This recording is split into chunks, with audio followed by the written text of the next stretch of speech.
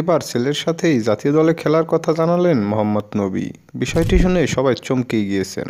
ছেলে আর বাবা একই দলে খেলবেন, বিষয়টা পাড়ার ক্রিকেটেও খুব একটা দেখা যায় না। অথচ মোহাম্মদ নবী কিনা স্বপ্ন দেখছেন ছেলের সঙ্গে জাতীয় দলে খেলার। তবে নবীর এই স্বপ্নটা যে খুব একটা কঠিন তাও কিন্তু আপাতত মনে হচ্ছে না, কেননা বয়স 40 হয়ে গেলেও এখনও পর্যন্ত বেশ ফিটই আছেন মোহাম্মদ নবী। বিশ্বের নানা প্রান্তে ফ্র্যাঞ্চাইজি লিগ খেলে বেড়াচ্ছেন আফগান এই তারকা ক্রিকেটার।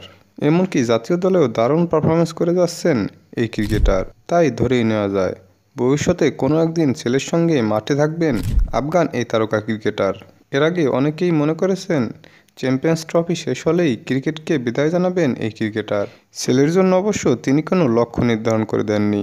তিনি বলেন, আমি চাই আমার ছেলে নিজেই তার লক্ষ্য নির্ধারণ করুক। তবে ক্রিকেট থেকে অবসরের কথা জানতে চাইলে নবী বলেন, সম্পূর্ণটা নির্ভর করছে আমার ফিটনেসের ওপর।